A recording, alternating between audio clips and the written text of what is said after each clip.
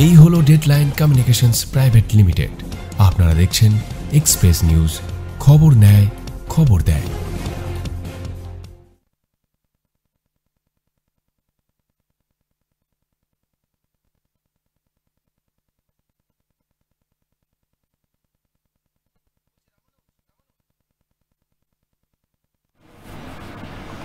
নমস্কার, আমি রাজশেখর, আপনাদের সকলকে স্বাগত জানাচ্ছি। আজ লোকসভার দখলদারিতে এই মুহূর্তে আমার সঙ্গে আলোচনার জন্য স্টুডিওতে সাংবাদিক সব্যসাচী বন্দ্যোপাধ্যায়। সব্যসাচী, তোমাকেও স্বাগত জানাচ্ছি।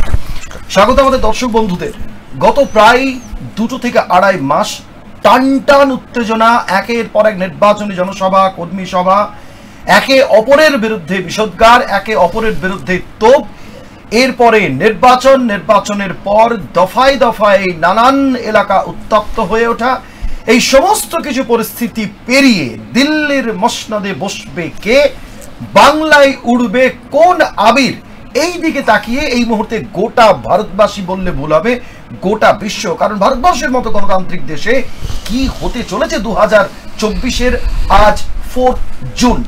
আর সেই দিকে আমরা যেমন তাকিয়ে আমরা আজকে সারা দিনভর ঠিক সকাল 8টা থেকে আমরা শুরু করেছি আজকের সারাদিনের রোজনামচা। কোথায় কি হচ্ছে, কোথায় পরিস্থিতি তপ্ত, কোথায় উত্তপ্ত, কোথায় সাধারণভাবে ভোটের চিত্র, এবং কোথায় কে এগিয়ে কে কতখানি পিছিয়ে। একদিকে কেন্দ্রে 543 আর অন্যদিকে এই বাংলায় আসন 42। কার দিকে যাবে কোন আসন, এই নিয়ে আমরা চলছে না বিশ্লেষণ। আমাদের দর্শক বন্ধুরা, আপনাদেরও যদি কোনো কিছু জানাবার থাকে, আপনাদেরও যদি কোনো মন্তব্য থেকে থাকে, আপনাদের যদি কোনো মতামত থেকে থাকে, অতি অবশ্যই আপনারা আমাদের সরাসরি ফোন করতে পারেন। একই সঙ্গে জেলায় প্রতিটি মহকুমায়, প্রত্যেকটি ব্লকে এবং তার পাশাপাশি প্রত্যেকটি জেলায় যেখানে ভোটের গণনা হচ্ছে, সেই প্রত্যেকটি জায়গায় রয়েছেন আমাদের প্রতিনিধিরা। তারা সেখান থেকে প্রত্যেকটি মুহূর্তের খুঁটিনাটি আপডেট দেবেন এক্সপ্রেস নিউজের মাধ্যমে আপনাদের প্রত্যেকের কাছে। এখনো পর্যন্ত সকাল থেকে সব্যসাচীদা, তুমি মোটামুটিভাবে আমাদের যে নিউজ ডেস্ক এবং আমাদের যে ছবি, আমাদের যে স্ট্যাটাস ভোরবেলা থেকে তুমি নজর রেখেছো, কি পরিস্থিতি মোটের ওপর? যেহেতু লোকসভা নির্বাচন, সেহেতু ঘড়ির কাটাই 9:05, এখনো খুব একটা বেশি আমরা কিন্তু বলে উঠতে পারবো না, এটা সম্ভব নয়। কিন্তু আপাতত সকাল থেকে যে ছবি, কোথাও কি কোনো উত্তেজনার খবর, কোথাও কি কোনো দমবন্ধ হওয়া পরিস্থিতি, বা গতকাল রাত্রির কোনো আপডেট কিছু কি রয়েছে? না, যদি আমরা বলি সেটা হচ্ছে যে সকালবেলা থেকে যে বিভিন্ন পরিস্থিতির উপরে আমরা নজর রেখেছি, তাতে বর্ধমান, যেটা প্রপার বর্ধমানে, সেখানে বিভিন্ন জায়গা থেকে বিভিন্ন অভিযোগ আসছিল। সেটা হচ্ছে, প্রথম কথা হচ্ছে যে গতকাল রাত থেকে সেটা হচ্ছে যে বিজেপির আমাদের প্রতিনিধি আছে, তাদের সূত্র মারফত যেটা তথ্য উঠে এসেছে যে ওখানে যারা আছে আর কি, বর্ধমানের বিজেপির যেসব সমর্থকরা যারা বাসে করে আসার কথা ছিল, তাদের আসতে দেওয়া হয়নি, বাসগুলোকে আটকে দেওয়া হয়েছে, বিভিন্ন জায়গায় ব্লক করা হয়েছে।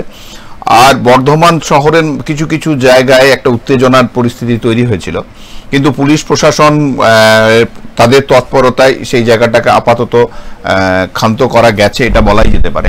অপরদিকে যদি আমরা একটু ওপর দিকে, উত্তরের দিকে তাকাই, তাহলে কোচবিহারেও কিন্তু তোমার আলিপুরদুয়ার, এই জায়গাগুলোতে সাময়িকভাবে ছোটখাটো উত্তেজনার পরিস্থিতি তৈরি হয়ে আছে। আর যেভাবে ট্রেন এগোচ্ছে, সেটা তো আমরা নিজেরাও স্ক্রিনে দেখছি এবং দর্শক বন্ধুরাও স্ক্রিনে দেখছে। সেটা হচ্ছে যে 543টি আসনের মধ্যে এনডিএ কে দেখানো হচ্ছে গোটা দেশের মধ্যে 280টি, এবং ইন্ডিয়া জোট 188তে চলছে। অপরদিকে যদি আমরা বাংলার কথা বলি, তাহলে বাংলায় বিজেপি, আমরা একটু আগে দেখছিলাম যে টিএমসি সেখানে 5, বিজেপি 11, এখন সেখানে দেখা যাচ্ছে যে এগিয়ে আর কি, সেখানে টিএমসি 15টা জায়গায় এগিয়ে আছে, বিজেপি 19টাতে এগিয়ে আছে। মানে এই ধারাটা এখন চলছে। এখন আলটিমেট শেষ জায়গায় কোথায় দাঁড়াবে সেটা যতক্ষণ না বোঝা যাবে। সবসময় আমি একটা কথায় আসি যে দীর্ঘ সময় ধরে সাংবাদিকতা, এবং শুধুমাত্র সাংবাদিকতা বললে ভুল হবে, আমাদের এখনকার চালচিত্রে একটা কথা ভীষণই উঠে আসে যে একটা বিরাট অংশের সংবাদ মাধ্যমের প্রতিনিধিরা যারা নাকি ঠান্ডা ঘরে বসে সাংবাদিকতা করেন, কিন্তু তুমি দীর্ঘ সময় ধরে, যে সময় এতখানি হোয়াটসঅ্যাপ, এতখানি সোশ্যাল মিডিয়ার যুগ ছিল না, সেই সময় কিন্তু সাংবাদিকতা করেছো। একটা কথা আজকে আমার 7 সকাল থেকে ভীষণ মনে পড়ছিল যে আমরা যখন 7 সকালে এই লাইভ করতে এসেছি, সেটা পুরসভা, পঞ্চায়েত, বিধানসভা, লোকসভা, ইভেন কোনো আমরা দেখেছি যে বাম আমলের যে কোনো পরিচালন সমিতি নির্বাচন, কলেজ, স্কুল, এই ধরনের সমবায় নির্বাচন, তাহলেও কিন্তু আমাদের 7 সকালের প্রথম আলোচনা থাকতো যে গত দিনে এখানে বিবাদ হলো, এখানে ঝামেলা হলো, এখানে এই হলো, এখানে সেই হলো। এবারের যদি আমরা ছবিটা দেখি তাহলে সন্দেশখালী সহ আরো দু একটি খালি শূন্য ছাড়া কিন্তু বিরাট বড় মাপের হই হই করা যে একটা বিবাদ, আমরা যদি নন্দীগ্রামের দিকে একটু নজর রাখি, সন্দেশখালীর দিকে নজর রাখি, আমরা যদি পূর্ব বর্ধমানের দিকে আমরা যদি নজর রাখি, আমরা যদি কোচবিহারের দিকে নজর রাখি, তাহলে কিন্তু আমরা সেই লিস্টটা কিন্তু হাতে গোনা বলতে পারবো। এবং তুমি জানো বা আমরা দেখেছি, আমরা সাত সকালে সেই আলোচনাটাই করতাম যে কি হতে পারে এই কেন্দ্রে এতখানি বিবাদ হয়েছে। এবার কিন্তু সব্যসাচীদা সেই ছবিটা দেখা গেল না। অর্থাৎ আমি বলতে চাইছি যে বিগত যে লোকসভা বা বিধানসভা নির্বাচনের রণক্ষেত্র বাংলা, উত্তপ্ত বাংলা, দফায় দফায় রক্তাক্ত বাংলা, এই কথাগুলো কিন্তু সেভাবে প্রকৃত অর্থে আমাদের ব্যবহার করতে হলো না।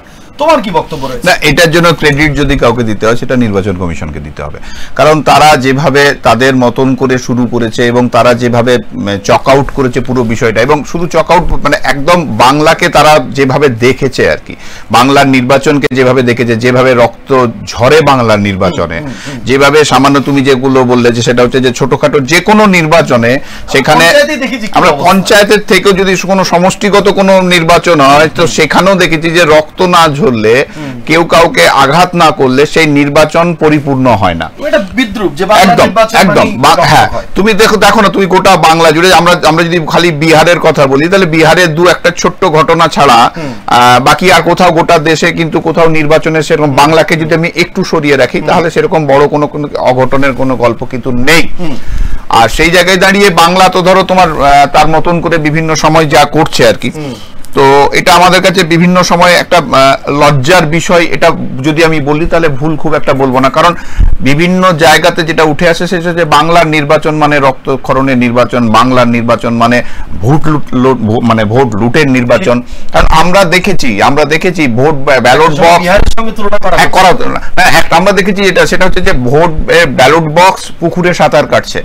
আমরা এবারেও কিন্তু একটা বিষয় দেখেছি, সেটা হচ্ছে যে এটাকে মানে আমরা ইভিএম মেশিনও সেও জলে সাঁতার কাটছিল কিনা, গ্রামবাসীরা তারা ভোট দিতে পারে। অন্যবারে দেখেছিলাম যে কোনো একটা পক্ষ ব্যালট বক্স চুরি করেছে, ব্যালট বক্স পুকুরে ফেলে দিয়েছে, কিন্তু এক্ষেত্রে দেখা গেল যে গ্রামবাসীরা ভোট দিতে পারছে না বলে তারা ইভিএমটাকে জলে ফেলে দিয়েছে। তো এই ধরনের ঘটনা কিন্তু আছে। আর এটা কিন্তু খুব বিষয় যেটা, সেটা হচ্ছে যে আমাদের ক্ষেত্রে মানে আমরা যারা দীর্ঘদিন ধরে সাংবাদিকতা করছি, আমরা আগেও দেখেছি, আগে হয়তো রক্তক্ষরণ হতো না এটা কেউ বলতে পারবে না, আগেও হয়েছে, তার প্রসেসটা অন্যরকম ছিল। আজকে এত ওপেনলি হয়ে গেছে যে মানে যেমন কোনো না কোনো জায়গাতে দেখবে আমরা পুজো অনুষ্ঠানে বলি হওয়া একটা মানে যে হয়েই থাকে এবং সেটা ছাড়া হয় না, পুজো সম্পূর্ণ হয় না। ঠিক পশ্চিমবাংলার নির্বাচনেও কারো না কারো কোনো মায়ের কোল খালি না হলে সেই নির্বাচন সম্পূর্ণ হয় না, এটা খুব পরিষ্কার। আমরা সরাসরি আমাদের জেলায় জেলায় যারা প্রতিনিধি আছেন তাদের সঙ্গে আমরা একটু পরে কথা বলবো যে সেই সমস্ত জেলায় এখনো পর্যন্ত কি পরিস্থিতি। কিন্তু যেহেতু লোকসভা নির্বাচন 6টি করে বিধানসভা রয়েছে, ফলে গোটা ট্রেনটা কিছুটা হলেও যতখানি পরিষ্কার হতে, সেই পরিষ্কার হতে সময় কিন্তু এখনো প্রায় ঘন্টা 3 লাগবে।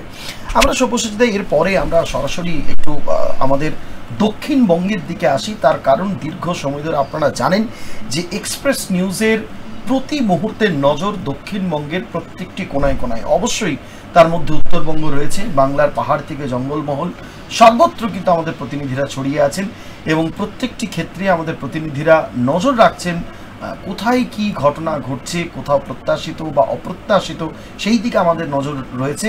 কোথাও কোনো ঘটনা ঘটলে সেই ছবি আমরা যত দ্রুততার সঙ্গে চেষ্টা করব লাইভ আপনাদের সামনে তুলে ধরার। সব্যসাচীদা, আমাদের বিশেষত দক্ষিণবঙ্গের যে কয়েকটি আসন রয়েছে খুব গুরুত্বপূর্ণ মনে হতে পারে, তুমি বলতে পারো যে রাজশেখর কেন গুরুত্বপূর্ণ? তার কারণ হচ্ছে যে বিধানসভাগুলো এমনভাবে ছড়িয়ে ছিটিয়ে রয়েছে যে কোথাও যে শুধুমাত্র আমরা শিল্পাঞ্চল কেন্দ্রিক ভোট বলবো এমনটা নয়, কোথাও আমরা ধান কেন্দ্রিক বলবো এমনটা নয়, কোথাও আমরা ঝিঙে কেন্দ্রিক বলবো এমনটা নয়, কোথাও আমরা যে শুধু বলবো যে পাহাড় কেন্দ্রিক, পুরুলিয়ার পর্যটন কেন্দ্রিক এমনটাও কিন্তু নয়। যেমন বর্ধমান দুর্গাপুরে কিন্তু সেখানে শিল্প রয়েছে, আবার কৃষি রয়েছে। আবার উল্টো দিকে দেখা যাবে যে বাঁকুড়ায় যেমন কৃষি রয়েছে, আবার সেই সঙ্গে কিন্তু বাঁকুড়া লোকসভা কেন্দ্রের কিন্তু আসন, তার যে বিধানসভা কেন্দ্র প্রায় কাশীপুর রঘুনাথপুর পর্যন্ত বিস্তৃত রয়েছে, অর্থাৎ সেখানে পর্যটন রয়েছে। কি মনে করা হচ্ছে, তার কারণ একটা ছবি আমরা গত লোকসভা নির্বাচনে আমরা দেখেছি, আমরা গতকালও আলোচনা করছিলাম, এবং যেটা এবারের লোকসভা কেন্দ্রের নির্বাচনের কি ফলাফল তার উপর খুব গুরুত্বপূর্ণ, সেটা হলো যে গত লোকসভা নির্বাচন এবং তার আগের বিধানসভা নির্বাচনে আমাদের যে জঙ্গলমহল করিডোর বলতে আমরা যেটা বুঝি, যে ঝাড়গ্রাম থেকে আরম্ভ করে একেবারে বাঁকুড়ার জঙ্গলমহল হয়ে পুরুলিয়া হয়ে ঝাড়খণ্ড পর্যন্ত এই অঞ্চলে কিন্তু বিজেপি গত মোটামুটিভাবে বলা যেতে পারে যে গত প্রায় বছর সাতেকে একটা কিন্তু ভালো তারা জায়গা দখল করেছে। গত লোকসভা নির্বাচনে অপ্রত্যাশিতভাবে আমরা দেখেছি একের পর এক তৃণমূল কংগ্রেসের প্রার্থীকে কিন্তু পরাজিত হয়েছে, এবং বিদগ্ধজনেরা সেই সময় কিন্তু বলেছিলেন যে এটা কিন্তু বিজেপির জয় নয়, অ্যান্টি তৃণমূলের জয়, অর্থাৎ তৃণমূলের যে উন্নয়নের খতিয়ান তারা সেই এলাকায় তুলে ধরেছেন, সেই উন্নয়নের পক্ষে কি আদৌ মানুষ ভোট দিল? জঙ্গলমহলের যখন এতই উন্নয়ন পশ্চিমবঙ্গ সরকারের তরফে, তাহলে কেন তৃণমূলের বিপক্ষে গিয়ে আমরা দেখেছি পুরুলিয়ায় প্রার্থীকে পরাজিত হতে, আমরা দেখেছি বাঁকুড়ায় প্রার্থীকে পরাজিত হয়েছে, ডক্টর সুভাষ সরকার সেখানে জয়ী হয়েছে, যেটা জয়ী হওয়ার কিন্তু পরিস্থিতি ছিল না, তিনি জয়ী হয়েছেন, শুভেচ্ছা ছিল। উল্টো দিকে আমরা দেখেছি ঝাড়গ্রামের মতো সেখানেও পরাজিত হতে। এবারের ফলাফলটা দক্ষিণবঙ্গ কেন্দ্রিক কেমনটা হতে পারে বলে মনে হয়? তুমি তো একেবারে সরাসরি দক্ষিণবঙ্গের যা পরিস্থিতি আর কি, সেটা হচ্ছে যে প্রার্থীর উপর অনেক জায়গাতে ডিপেন্ড করছে। যেমন ধরো, যদি তুমি দুর্গাপুর আসানসোলে যে প্রার্থীর কথা বলছি, যদি দুর্গাপুর আসানসোলের কথা বলি বা দুর্গাপুর বর্ধমানের কথা বলি, তাহলে সেখানে এর আগে সুরেন্দর সিং আলুওয়ালিয়া ছিল, সেখানে দিলীপ ঘোষকে আনা হয়েছে খড়গপুর থেকে। আবার যেটা আসানসোলের ক্ষেত্রে বলি, আসানসোলে যেখানে পবন সিং এর প্রার্থী হওয়ার কথা ছিল এবং পরের দিনে তিনি না করে দেন, এবং তার পরিপ্রেক্ষিতে সেখানে শেষ মুহূর্তে প্রার্থী হয়েছে সুরেন্দর সিং আলুওয়ালিয়া। এবং বিভিন্ন পরিস্থিতির উপর জায়গা থেকে, যেমন দেখো তুমি বিভিন্ন জায়গায় তারা তাদের মতন করে চিন্তা ভাবনা করছে বিভিন্ন রাজনৈতিক দল।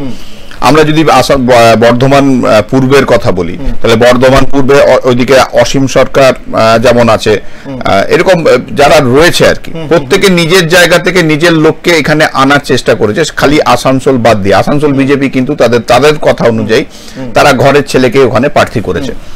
তো এতে মানে আমি যদি পুরুলিয়ার কথা বলি, পুরুলিয়ার দিকে তুমি বলো শান্তিরাম মাহাতো, কংগ্রেসের নেপাল মাহাতো, কংগ্রেস সিপিএম এর জোটের, বা একদম প্রত্যেকে কিন্তু প্রত্যেকেই এবারের বিশেষ করে দক্ষিণবঙ্গে যারা প্রার্থী হয়েছে তারা কিন্তু তাদের নিজের জায়গা থেকে কিন্তু সবাই কিন্তু খুব ভালো প্রার্থী।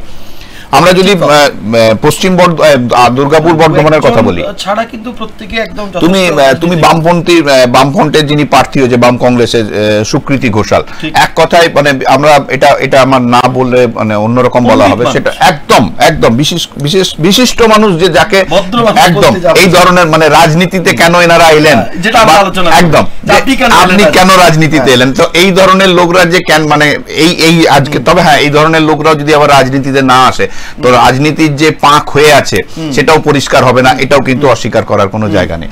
তো তুমি যে বিষয়টা বলছিলে যে আগামী দিনে কোন দিকে মানে দক্ষিণবঙ্গটা কি ভাবছে, দক্ষিণবঙ্গ কিন্তু যা ভাবনা তার ভাবার সেটা কিন্তু তারা ভেবেই নিয়েছে, এবং তার ফলাফলের অপেক্ষা খালি এখন আমাদেরকে করতে হবে এবং কি পরিস্থিতির মধ্যে দিয়ে। তবে হ্যাঁ এটা বলতে পারি, যারা যে দলই এখানে জিতে আসুক বা যারাই থাকুক, দু একজন বাদ দিয়ে বাকি সবাই কিন্তু তার এলাকার উন্নয়নের স্বার্থে নিশ্চয়ই কাজ করবে, এটা অস্বীকার করার কিছু জায়গা নেই।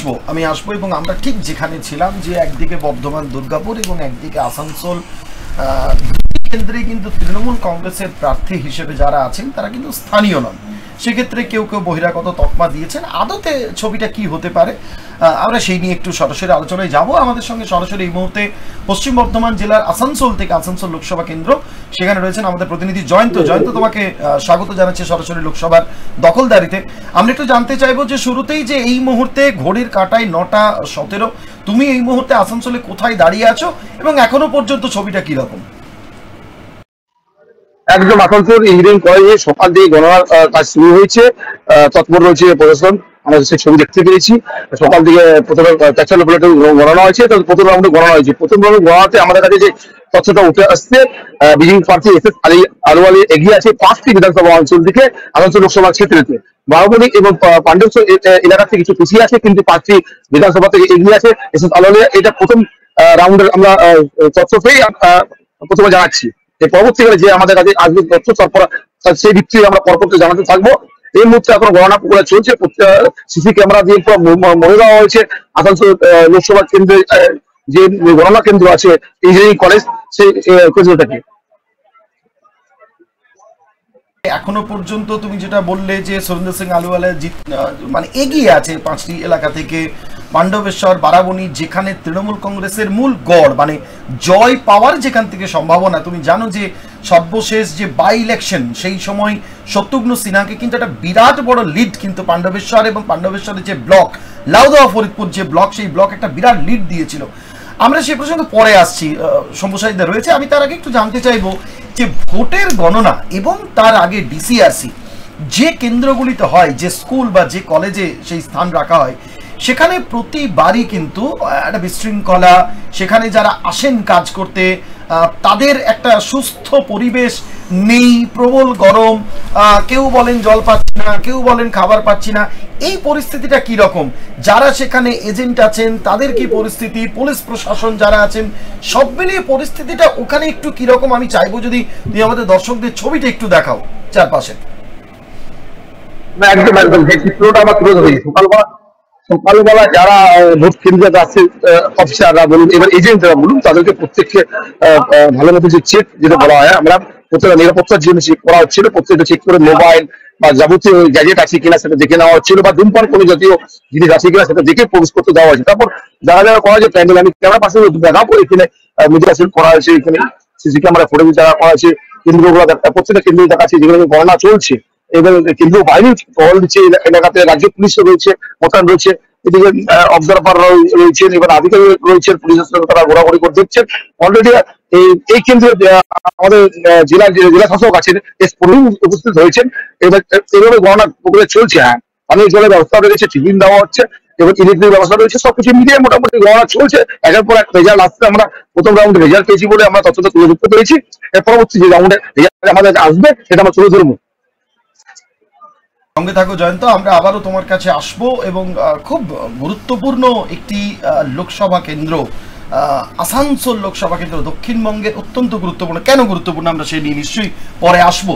এই মুহূর্তে আমরা সরাসরি চলে যাচ্ছি যে শুধুমাত্র রাজ্যের 42টি আসনের মধ্যেই নয়, সারা দেশের যতগুলি লোকসভা কেন্দ্র আছে নজরে কিন্তু রয়েছে বহরমপুর অর্থাৎ মুর্শিদাবাদ। আমাদের প্রতিনিধি রক্তিম সিদ্ধান্ত সেখানে রয়েছে, আমরা সরাসরি বহরমপুরে চলে যাব। সেখানকার সকাল থেকে কি পরিস্থিতি এই মুহূর্তে আমাদের সঙ্গে রক্তিম সিদ্ধান্ত। রক্তিম, আমি রাজ্যকে তোমাকে স্বাগত জানাচ্ছি সাত সকালে। সকাল থেকে প্রথমেই জানবো একটু ছবিটা কিরকম, সেখানকার পরিস্থিতি, সেখানকার যে ব্যবস্থা, পর্যাপ্তভাবে যে যে প্রয়োজনীয় জিনিসগুলো রাখা উচিত সেগুলোর কি ব্যবস্থা রয়েছে, কড়া নজর কিরকম রয়েছে, আমরা একটু জানবো ভোট গণনা কেন্দ্রে।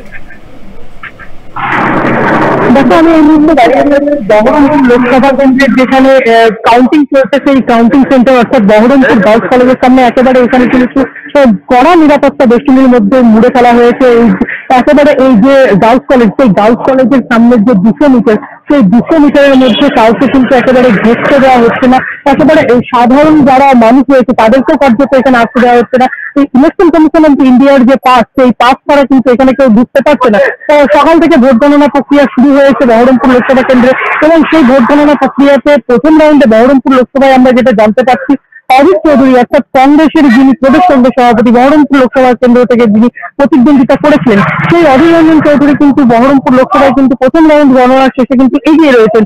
উল্লেখযোগ্যভাবে বহরমপুর লোকসভা কেন্দ্রে কিন্তু বিজেপি দ্বিতীয় স্থানে রয়েছে এবং তৃতীয় স্থানে এখনো পর্যন্ত রয়েছে তৃণমূল কংগ্রেস। সারাদিনে কিন্তু চিত্রটা বদলাতে পারে। তো প্রথম রাউন্ড শেষে কিন্তু এই যে ফলাফল, এই ফলাফলের পর কিন্তু জেলার যারা কংগ্রেস কর্মী রয়েছে তারা কিন্তু উচ্ছ্বসিত। প্রত্যেকটি যে বিধানসভা কেন্দ্র সেখানেও তো তুমি ছুটে গিয়েছো। আমি তোমার কাছে একটা জিনিস জানতে চাইবো যে 3 নম্বরে রয়েছে ইউসুফ পাঠান এবং একদিকে অধীর রঞ্জন চৌধুরী এবং আরেকদিকে সেলিম, এই দুজনের জয়ের সম্ভাবনা কতখানি? এবং একটা কথা তোমার কাছে একটা প্রশ্ন আমাদের রয়েছে যে একদিকে সেলিম এবং অন্যদিকে অধীর রঞ্জন চৌধুরী, এই জুটি যদি জেলা থেকে সরাসরি লোকসভায় যায় তাহলে সেক্ষেত্রে লোকসভায় ওই জেলার উন্নয়ন বা সার্বিকভাবে এই রাজ্যের যে রাজনৈতিক যে পরিমণ্ডল সেটা কতখানি বদলাতে পারে বা কি হতে পারে তোমার মনে হয়? দেখো, পশ্চিমবঙ্গের ক্ষেত্রে অত্যন্ত কিন্তু হেভিওয়েট লোকসভা কেন্দ্র এই বহরমপুর লোকসভা কেন্দ্র এবং মুর্শিদাবাদ লোকসভা কেন্দ্র। সেক্ষেত্রে দাঁড়িয়ে কিন্তু বহরমপুর লোকসভা কেন্দ্রের অধীর রঞ্জন চৌধুরী বিগত 5 বার কিন্তু সাংসদ ছিলেন এবং বিগত 5 বার তিনি সাংসদ থাকার ফলে কিন্তু মুর্শিদাবাদ জেলার ক্ষেত্রে তিনি অত্যন্ত পরিচিত একটি মুখ এবং তিনি বহুবার বহু কাজ করেছেন। পাশাপাশি মোহাম্মদ সেলিম কিন্তু এবার বহরমপুরের পার্শ্ববর্তী যে মুর্শিদাবাদ লোকসভা কেন্দ্র, সেই মুর্শিদাবাদ লোকসভা কেন্দ্র থেকে প্রতিদ্বন্দ্বিতা করছেন। প্রথম রাউন্ড যেমন হচ্ছে কিন্তু মোহাম্মদ সেলিমও কিন্তু এগিয়ে রয়েছে এবং এর ফলে কিন্তু মোহাম্মদ সেলিম বা অধীর রঞ্জন চৌধুরী ওনারা যদি বিরোধী হিসাবে পশ্চিমবঙ্গ বা মুর্শিদাবাদ থেকে যদি তারা যান লোকসভায়, তাহলে কিন্তু যেটা মনে করছে রাজনৈতিক মহল বা ওয়াকিবহল মহল, বিরোধী একটি মুখ, তারা জোরালো বিরোধী মুখ কিন্তু লোকসভায় কিন্তু যেতে পারে, সেটা কিন্তু এখনো পর্যন্ত মনে করা হচ্ছে। সেটা হচ্ছে যে রাজনৈতিকভাবে একটা কথা তুমি বললে যে তারা বিরোধী মুখ যেতে পারে, এটা হতে পারে, সেটা হতে পারে। আমি বলছি যে আমি যদি ডেভেলপমেন্টের ক্ষেত্রে সবাই যাচ্ছেন, আম জনতার কাছে প্রধান প্রশ্ন কিন্তু সেই এলাকার, সেই জেলার, সেই প্রান্তিক স্তরের মানুষের উন্নয়ন। অধীর রঞ্জন চৌধুরী পুনরায় যদি জয়ী হন, তাহলে সেই এলাকার, যদি আমি 1 নম্বরের একটা প্রশ্ন জানতে চাই যে 1 নম্বরে তার উন্নয়নের কাজ কি হবে, আর মোহাম্মদ সেলিম যদি জয়ী হয়ে যান, তাহলে তার কাছেই বা মুর্শিদাবাদ জেলায় কি এমন আমূল পরিবর্তন 1 নম্বরে তার কাছে প্রধান লক্ষ্য হবে? দেখো, নির্বাচন যখন হয়েছিল তখন কিন্তু অধীর রঞ্জন চৌধুরী বা মোহাম্মদ সেলিম তারা কিন্তু তাদের নির্বাচনী ইশতেহারে একাধিক বিষয় তারা উল্লেখ করেছিলেন। সেখানে যেটা আমরা দেখতে পাচ্ছিলাম, অধীর রঞ্জন চৌধুরী তিনি যেটা বলছিলেন সেটা হচ্ছে তার যে সমস্ত কাজ বাকি রয়েছে বিগত 5 বার অর্থাৎ 25 বছরের থাকার ফলে যে সমস্ত কাজ সেগুলি কিন্তু পাশাপাশি মহৎ যেটা জানার মুর্শিদাবাদ লোকসভা কেন্দ্রের অন্তর্গত যে দমকল মহকুমায় খুব একটা উন্নয়ন হয়নি, সেখানেই থেকে এখানেই রয়েছে যে এলাকার দমকলটা রেখেছিলেন।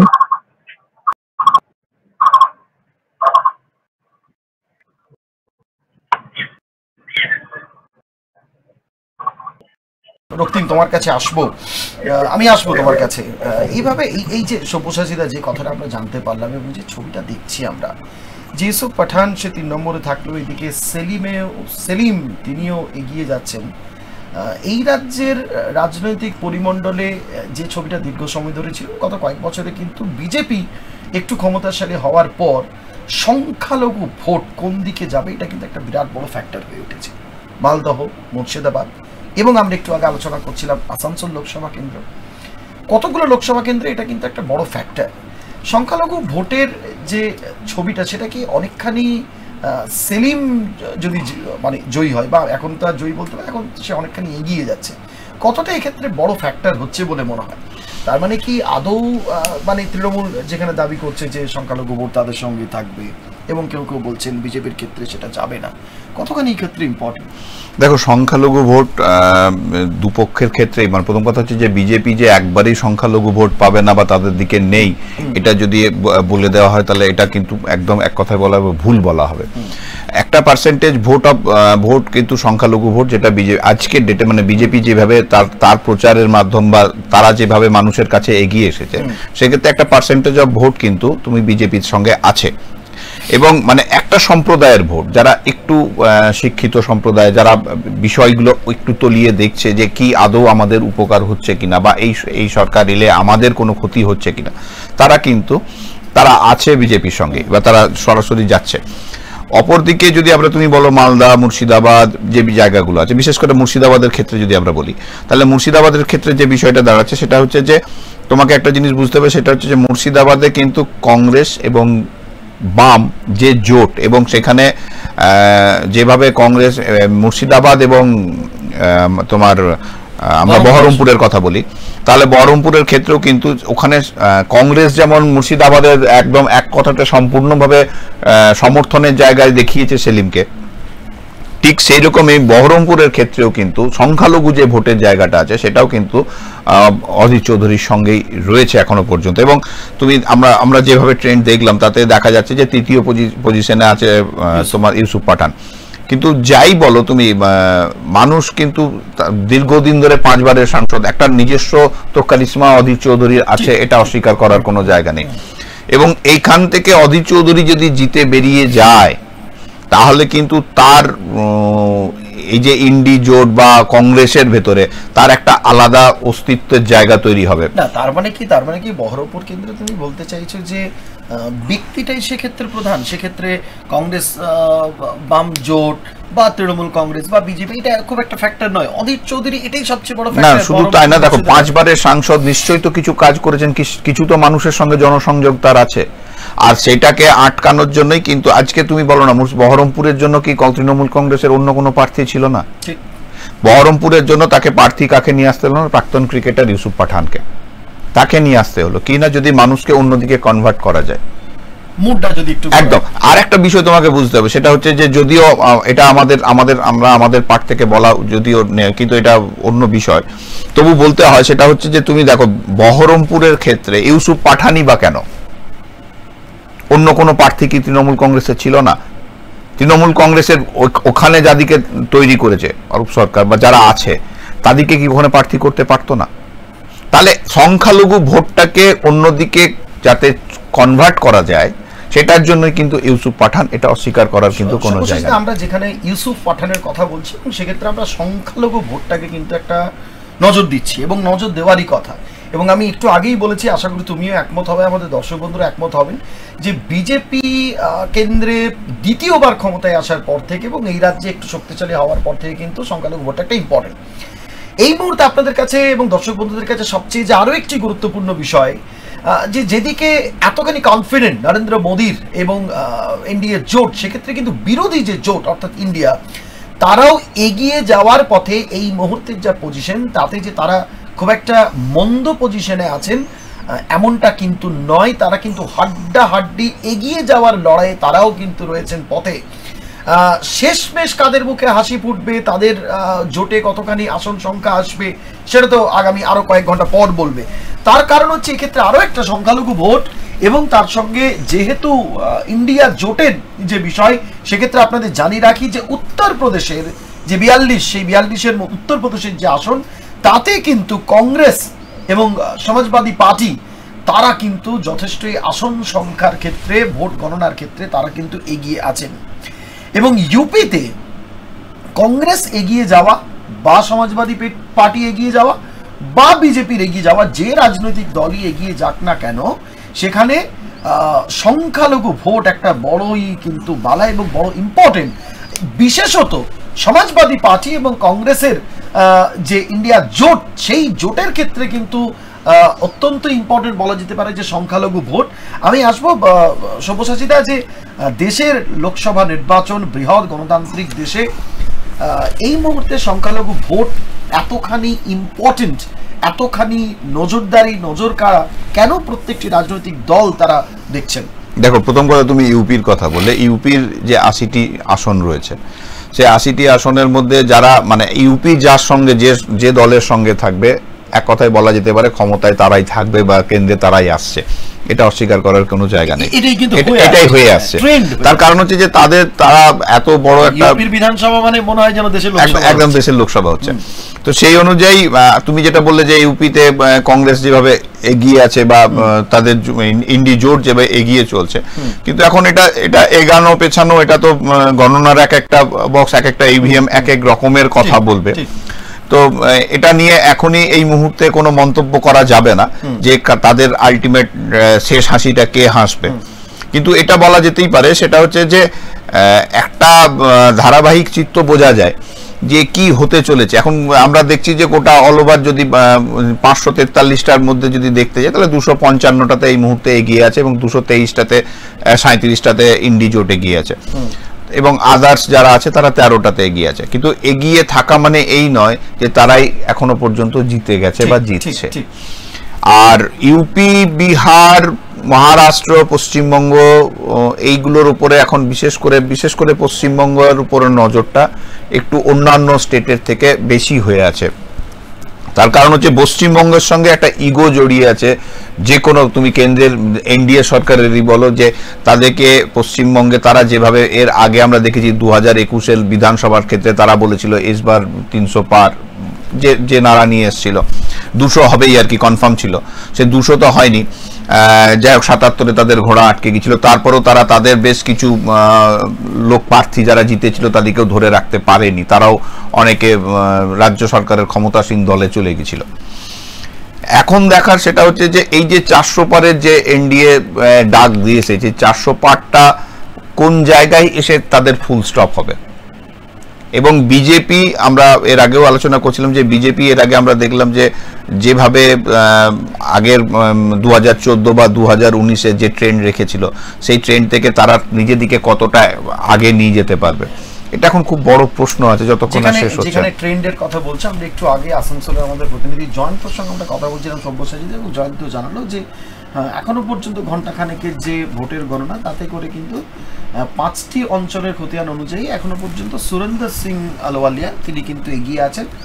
বারাবণী এবং পাণ্ডবেশ্বর থেকে পিছিয়ে আছেন, যদিও বারাবণী এবং পাণ্ডবেশ্বর এই দুটি যে বিধানসভা কেন্দ্র, একদিকে নন্দনাথ চক্রবর্তী বিধায়ক এবং অন্যদিকে আসানসোলের মেয়র বিধান উপাধ্যায় তিনি বিধায়ক, এবং দুটি কেন্দ্র থেকে কিন্তু তৃণমূল কংগ্রেস লিড দিয়েছে বিগত দিনে এবং লিড দেবে বলে এটা একটা আশা করা যায়।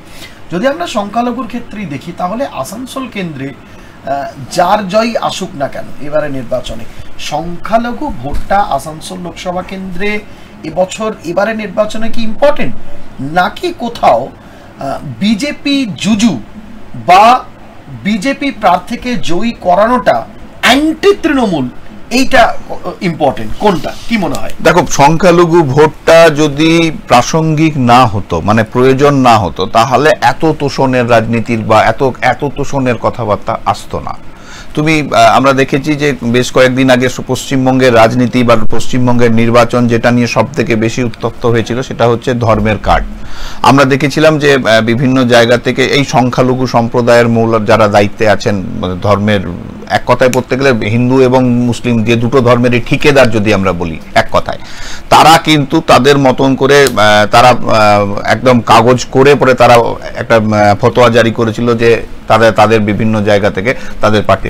অপরদিকে আমরা দেখেছিলাম যে কার্তিক মহারাজ যিনি রামকৃষ্ণ মিশনের তিনি মহাসংঘ, তিনি যখন তার বিরুদ্ধে একটা মন্তব্য উঠেছিল এবং সেই ক্ষেত্রে তাকে তৃণমূল কংগ্রেসের পক্ষ থেকে তৃণমূল সুপ্রিমো তাকে সেন্সার করার কথা বলেছিলেন, তার বিরুদ্ধে অনেক মন্তব্য করেছিলেন এবং এমন কিছু মন্তব্য তিনি করেছিলেন যে মন্তব্য কখনোই কারু করা উচিত নয়, একদম খুব পরিষ্কার জায়গা থেকে। কারণ পশ্চিমবঙ্গে যদি আমি ধর্মের খেলাটা খেলি তাহলে আমরা সাধারণ মানুষকে ওই দিকে ওনারা তো আমাদের কাছে এক কথায় বলতে গেলে আমরা থাম্বা বলতে পারি যে তোমাদেরকে আমরা দেখে পরে আমরা কিছু শিখছি, কিন্তু আমরা বারবার ওনারা যে তথ্য বা বিশেষ করে এই রাজনৈতিক নেতৃত্ব যারা আমাদেরকে আইকন, আমাদের কাছে আইকন হয়ে যায় মাঝে মাঝে, তারা তাদের কর্মীদিকে কি শিক্ষা দিচ্ছেন?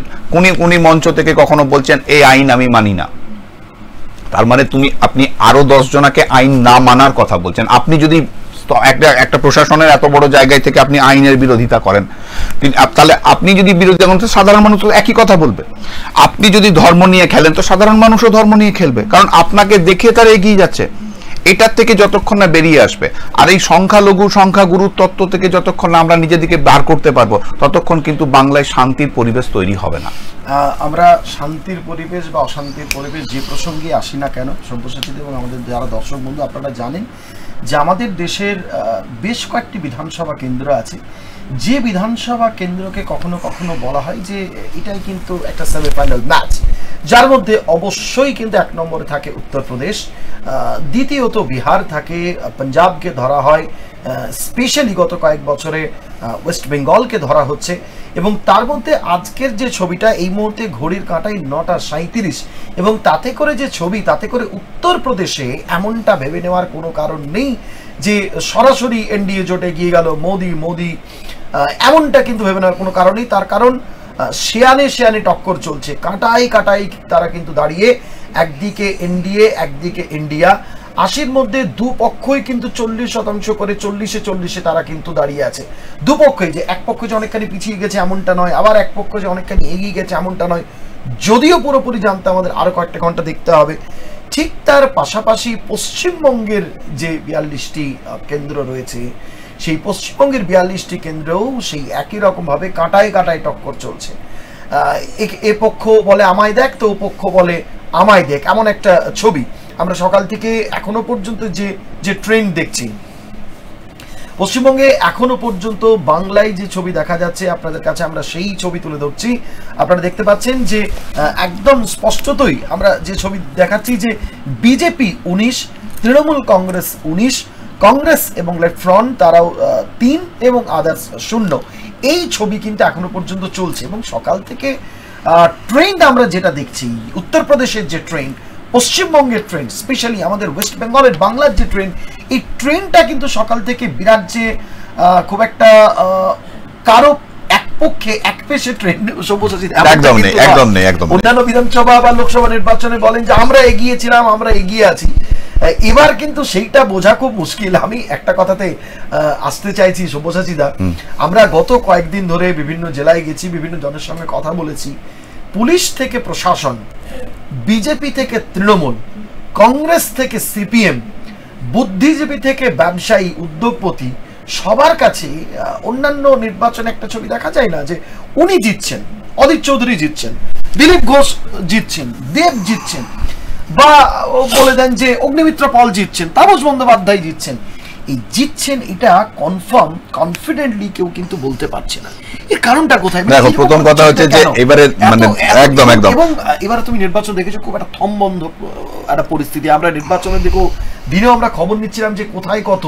প্রশাসন বলছে যে অন্যান্য বারে যেটা দেখা যায় নির্বাচন কমিশনের কাছে বামেদের তরফ থেকে ভুরি ভুরি অভিযোগ জানানো হয়, সেই ভুরি ভুরি অভিযোগটাও এবার মাত্র কয়েকটাতে সীমাবদ্ধ না। তোমাকে আমি বলি সেটা হচ্ছে যে শুধু তুমি যাদের কথা বলে প্রশাসন থেকে, সাংবাদিক, বুদ্ধিজীবী থেকে, যারা ব্যবসায়ী বা যারা সমাজের বিভিন্ন স্থানে বসে রয়েছে, কিন্তু এবারের নির্বাচন 2024 সালের নির্বাচনে সব থেকে বড় জিনিস হচ্ছে সেটা হচ্ছে যে প্রার্থীরাও নিজেরাও সঠিকভাবে বলতে পারছে না যে তারা তাদের জায়গায় কতটা সঠিকভাবে এগিয়ে আছে। একদম খুব পরিষ্কার। তার কারণ হচ্ছে যে যেটা যে এই দেখো, প্রথম কথা হচ্ছে যে মানুষ এবারের নির্বাচনে মানুষ ভোট দিয়েছে, ঠিক মানুষের ভোটটা কোন দিকে গেছে। কারণ যদি তুমি বলে রাখো যে তুমি একটা জিনিস দেবে যে অভিযোগের জায়গা থেকে দু একটা অভিযোগ থাকলেও সেরকম অভিযোগের বিভিন্ন সময় বিভিন্ন লোকসভা বা বিধানসভায় যেভাবে অভিযোগের একটা ঝুড়ি ঝুড়ি পাহাড় হয়ে তৈরি হয়, সেবারে কিন্তু এবারের অভিযোগ নেই। এবারের অভিযোগ সামান্য জিনিস, এবং 2-4টে অভিযোগ সেটা হচ্ছে যে মাঝে মাঝে বুথ জাম করা হয়েছে, কিন্তু ছাপ্পা বা রিগিং এর যে অভিযোগ, সেই অভিযোগ কিন্তু কোনো দল, না বিজেপি করেছে, না তৃণমূল কংগ্রেস করেছে, না সিপিএম করেছে।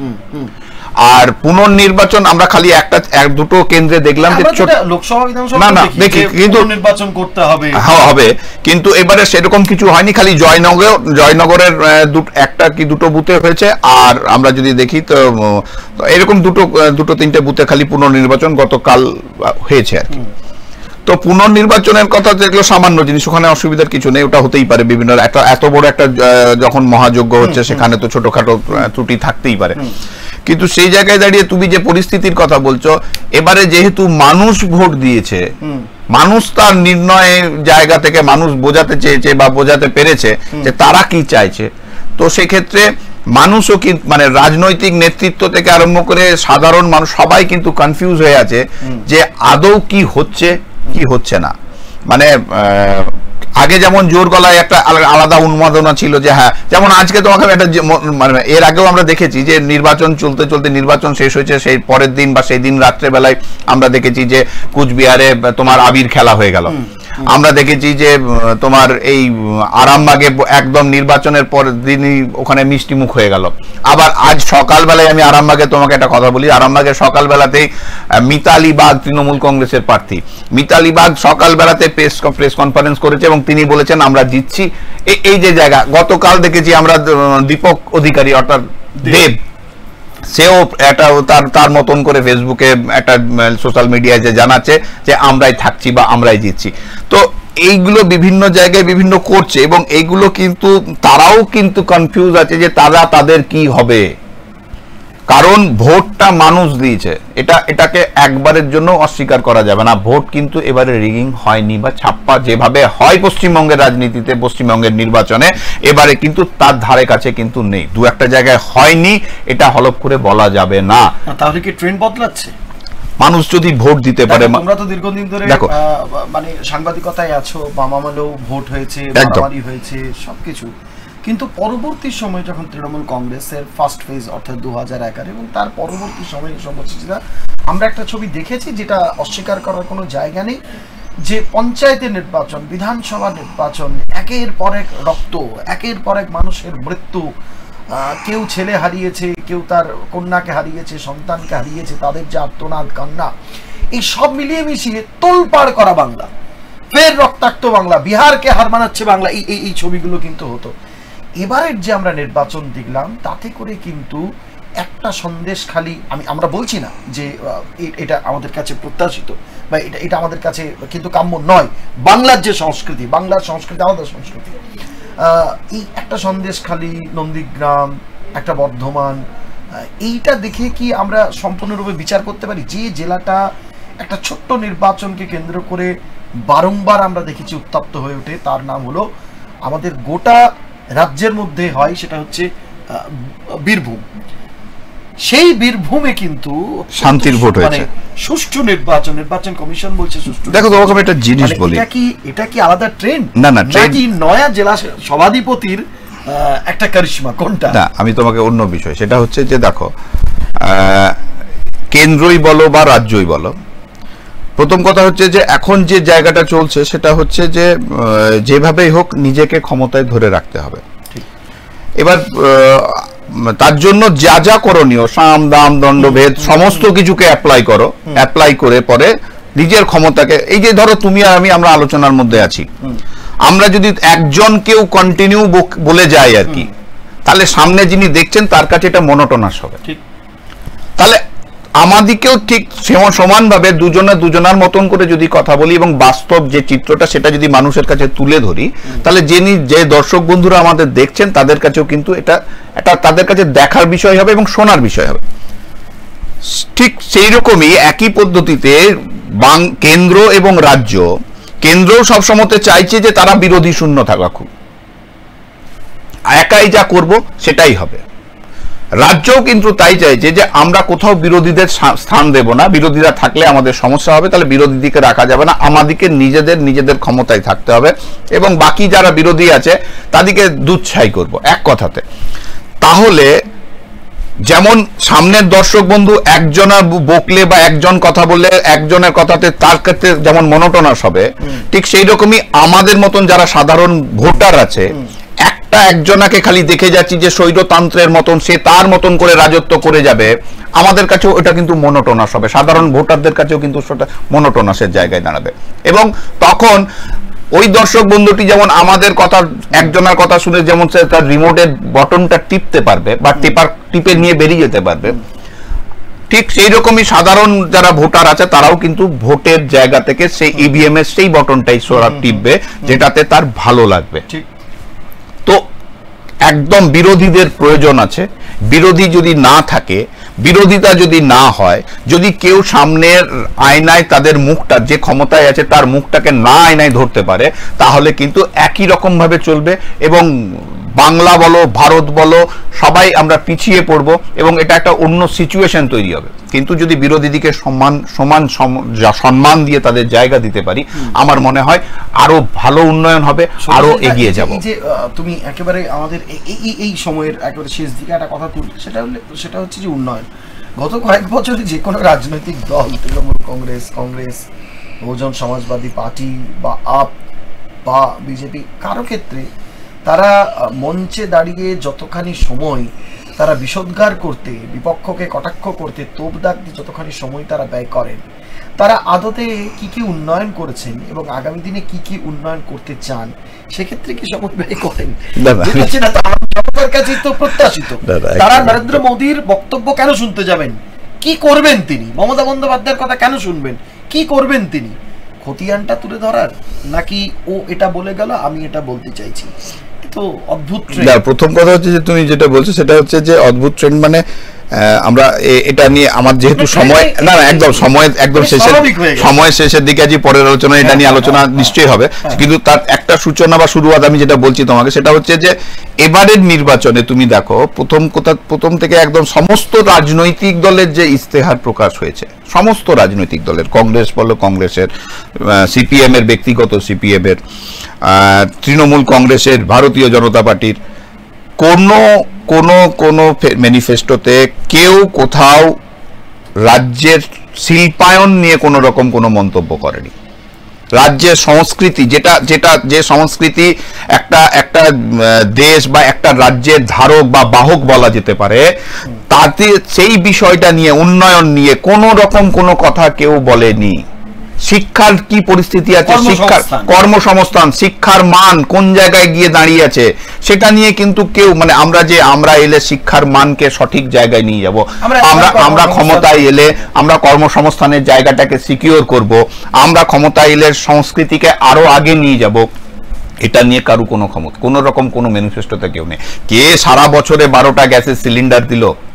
মানে খালি যেগুলো দেওয়া দিলে মানুষকে মানে ওই আমাদের যেমন একটা ডিটারজেন্ট পাউডার কিনলে তার সঙ্গে একটা মগ ফ্রি, আমরা ওই ফ্রিটার সঙ্গে ছুটে বেড়াই, ঠিক তাই অনুদানের উপর ভরসা করে গোটা দেশটা গোটা রাজ্যটা চলছে। ফ্রি কি পাচ্ছি, কি দিচ্ছে আমাদেরকে এক্সট্রা, কিন্তু আমরা একটা জিনিস বুঝতে পারি না, ওই এক্সট্রার পয়সাটাও কিন্তু ওই যে মূল প্যাকেটটা তার মধ্যেও ধরা আছে, কেউ তার ব্যক্তিগত ঘরের থেকে দেয় না, কিন্তু আমাদের মাথার মধ্যে একটা ঢুকেই আছে যে আমি ফ্রি পাচ্ছি অনুদান। তুমি বলো না যতগুলো কেন্দ্রীয় সরকারের যে বিষয়গুলো পাঠাচ্ছে, তুমি আজকে বলছো লক্ষ্মীর ভান্ডার বন্ধ করে পড়ে ওখানে আমি তোমাকে অন্নপূর্ণার ভান্ডার দেবো, কি দেবে তার পরিপ্রেক্ষিতে? না 1000 টাকা বন্ধ করে 3000 টাকা দেবো, এটাই তো দিচ্ছ তুমি। আগাম অনুদানের খবর মানে আমি কর্মসংস্থান দেব না, তোমাকে আবার আমার কাছে হাত পাতার জন্য মাসের 6 তারিখ থেকে 10 তারিখ অপেক্ষা করাবো, আমি কবে তোমাকে ভিক্ষা দিচ্ছি তুমি তার জন্য অপেক্ষা করো। চাকরি নয়, তুমি অপেক্ষা করো, আমি তোমাকে কখন অনুদান দেব।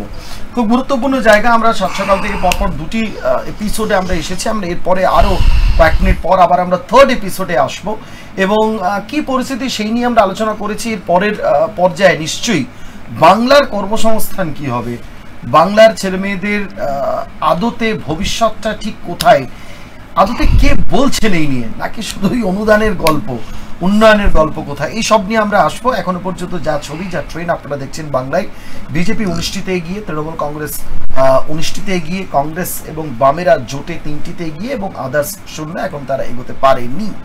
দিল্লির মসনদ কার দখলে, এই নিয়ে কয়েক মিনিট পর ফিরে আসছি এক্সপ্রেস নিউজের লোকসভার দখলদারিতে।